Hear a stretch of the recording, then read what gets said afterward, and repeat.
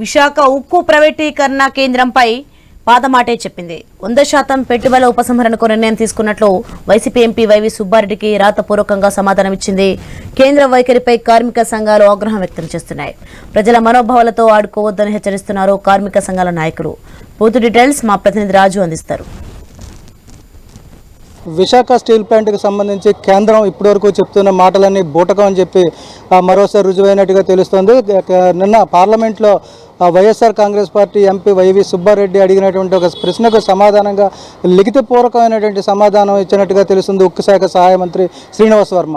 ఏదైతే 2021లో కేబినెట్ నిర్ణయం తీసుకున్నాం దానికి కట్టుబడి ఉన్నామని చెప్పిన సమాధానం ఏదైతే ఉందో దాని మీద మళ్ళీ ఇప్పుడు విశాఖపట్నంలో ఉత్తరాంధ్ర వ్యాప్తంగా ఆగ్రహ జ్వాలలు రేగుతున్నాయి. మనతో పాటు సిఐటి నాయకులు అయోధ్య రామయ్య ఉన్నారు, అదే రామ్ సుబ్బయ్య గారు ఉన్నారు. అయితే మాట్లాడే ప్రయత్నం చేసి సార్ చెప్పండి, అసలు ఇప్పుడు గత 5 ఏళ్లుగా కూడా విశాఖ ఉక్కు పరిశ్రమకు సంబంధించి ప్రైవేటీకరణ మీద మీరు పోరాటాలు చేస్తున్నారు.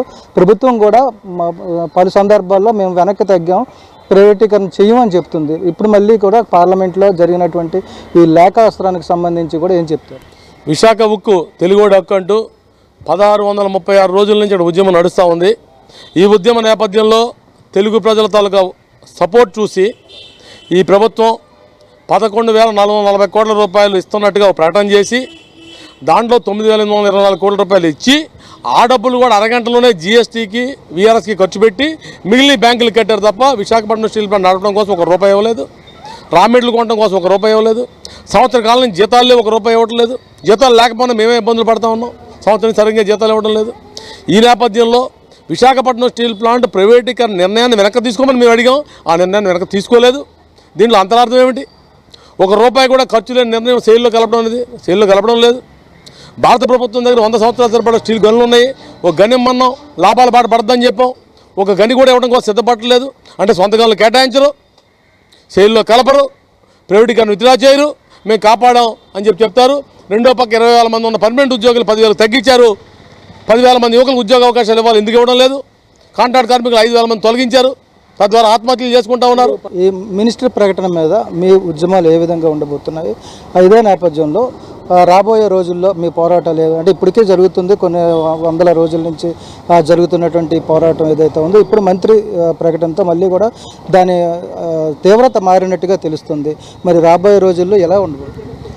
విశాఖపట్నం స్టీల్ ప్లాంట్ ప్రైవేటీకరణ లేదనేసారు, ప్రైవేటీకరణ లేదు, లాభాల బాట పట్టిస్తామని చెప్పి అన్నారు. కానీ ఇప్పుడు తీరా చూస్తేనేమో మినిస్టర్ గారు ఈ ప్రక్రియ కొనసాగుతూ ఉంది, మేము మాత్రం ఎటువంటి పరిస్థితులు వెనక్కి వెళ్ళలేదని చెప్పేసి చెప్తా ఉన్నారు. ఒకటి. రెండోది, ప్లాంట్లో చూస్తేనేమో ఎంప్లాయీస్ని బయటికి పంపించేస్తున్నారు, ఉత్పత్తి మాత్రం విపరీతంగా పెరుగుతూ ఉంది. జీతాలేమో 75% ఇస్తూ ఉన్నారు, 320% జీతం అన్నది ఈ రోజుకి కార్మికుడికి బకాయి ఉంది. అంటే సుమారు 3 నెలల జీతం అన్నది కార్మికుడికి బకాయి ఉంది. మరి ఏ విధంగా కార్మికుడు పనిచేయాలని చెప్పేసి అన్నది మేము అడుగుతూ ఉన్నాం. అలాగే రెండోది, విశాఖపట్నం స్టీల్ ప్లాంట్ మైన్స్ కేటాయించిన మహాప్రభు అని చెప్పి 3 దశాబ్దాలు మేము పోరాడుతూ ఉన్నాం. ఇప్పుడు నెల్లూరు జిల్లాలో, మన రాష్ట్రంలో ఉన్నటువంటి నెల్లూరు జిల్లాలో ఉన్నటువంటి మైన్స్ ఈ జిందాల్కి కేటాయించారు. సిఐటిగా మేము హైకోర్టును ఆశ్రయించాం, హైకోర్టు తీర్పిచ్చింది. ఏదైతే ఉందో ఈ యొక్క మైన్స్ని విశాఖపట్నం స్టీల్ ప్లాంట్కి రాష్ట్రంలో ఉన్న మైన్స్ని కేటాయించడం పరిశీలించని చెప్పేసి హైకోర్టు తీర్పిచ్చింది. అయినా సరే మీరు కనీసం మైన్స్ కేటాయించలేదంటే విశాఖపట్నం స్టీల్ ప్లాంట్లో మీకు ఉన్నటువంటి ప్రాణం ఏంటి? విశాఖ ఉక్కు ఆంధ్రులకు అని చెప్పి 32 మంది ప్రాణం త్యాగాలు చేసి వచ్చినటువంటి స్టీల్ ప్లాంట్ని మీకు ఇచ్చే ప్రాధాన్యత ఏంటని చెప్పి మేము అడుగుతా ఉన్నాం. ఇప్పుడు ప్రైవేటీకరణ అయిపోతుందని భావించవచ్చా? మీ కార్మికులు కూడా మానసికంగా దీనికి సిద్ధంగా ఉన్నారు? మానసికంగా సిద్ధంగా లేరు. ఏ విధంగా విశాఖపట్నం స్టీల్ ప్లాంట్ని ప్రైవేటీకరణ కాకుండా అడ్డుకుంటామో, విశాఖపట్నం స్టీల్ ప్లాంట్ని ప్రైవేటీకరణ నిర్ణయం ఉపసంహరించే వరకు మేము పోరాడతామని చెప్తా ఉన్నాం. అందుకే మా పోరాటం కొనసాగిస్తూ ఉన్నాం. మీరు 11,440 కోట్లు ఇచ్చినా మా పోరాటం ఆగలేదు. ఎందుకంటే మాకు తెలుసు ఆ మెడ మీద కత్తి అనేది వేలాడుతూ ఉంది. ఆ నిర్ణయం ఏదైతే ఉందో ఆ నిర్ణయాన్ని ఉపసంహరించుకోవాలి. ఆ నిర్ణయాన్ని ఉపసంహరించుకున్నట్టు పార్లమెంట్లో ప్రకటించాలి. ఏదైతే కేబినెట్ నిర్ణయం పార్లమెంట్లో పెట్టేసి చేశారో ఆ పార్లమెంట్లోనే ప్రకటించాలి. మేము విధంగా విశాఖపట్నం స్టీల్ ప్లాంట్ యొక్క పెట్టుబడుల ఉపసంహరణ నిర్ణయం ఏదైతే ఉందో, స్ట్రాటజిక్ నిర్ణయం అవుతుందో ఆ నిర్ణయం ఉపసంహరించుకుని ప్రకటించాలి. అప్పటి వరకు మా పోరాటం కొనసాగుతుంది. మేము ఇప్పుడు కొత్తగా అనుకుంటుంది ఏంటంటే, మరొకసారి గతంలో ఏ విధంగా అయితే ఢిల్లీ వెళ్ళి రాజకీయ నాయకుల్ని, అపోజిషన్ పార్టీ నాయకులు అందరినీ కలిసి ఒక తాటి మీద తీసుకొచ్చేసి మొత్తం మా యొక్క ఉద్యమాన్ని అవమానపరుస్తున్నట్టుగా కూటమి నాయకులు మాట్లాడుతున్నారు. ఈ మధ్యకాలంలో మీరు కూడా విన్నారు, బీజేపీ నాయకులు మాట్లాడితే పని లేని కంటే కొంతమంది కార్మిక సంఘాలు చేస్తున్నటువంటి ఆందోళన తప్పితే ఇక్కడ అంత తీవ్రత లేదు అని చెప్తున్నారు. దీన్ని మీరు ఎలా సమర్థించుకుంటారు? మేము క్లియర్గా చెప్తున్నామండి. ఈరోజు విశాఖపట్నం స్టీల్ ప్లాంట్లో కార్మికులు పని లేదు, కార్మికులు పని చేయకుండా తిరుగుతున్నారని చెప్పేసి పల్లా శ్రీనివాసరావు గారు చెప్పారు.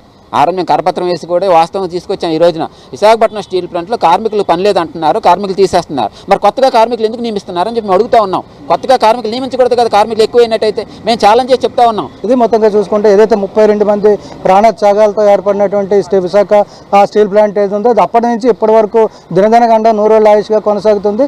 ఇటీవల కాలంలో కూటమి నేతలు చెప్పిన మాటలకి ఇప్పుడు పార్లమెంట్లో కేంద్ర సహాయ మంత్రి ఇచ్చినటువంటి ప్రకటనకి కూడా కనీసం పొంతన లేకుండా ఉంది. ప్రజల్ని, కార్మికుల్ని ప్రభుత్వం మోసం చేస్తుంది. కాబట్టి రాబోయే రోజుల్లో పోరాటాలు తీవ్రతరం చేస్తామని చెప్పి సిఐటియు, ఉక్కు కార్మిక సంఘాలు తెలియజేస్తున్న పరిస్థితి. వీడియో జర్నలిస్ట్ స్వామితో రాజు, ఐ న్యూస్, విశాఖపట్నం.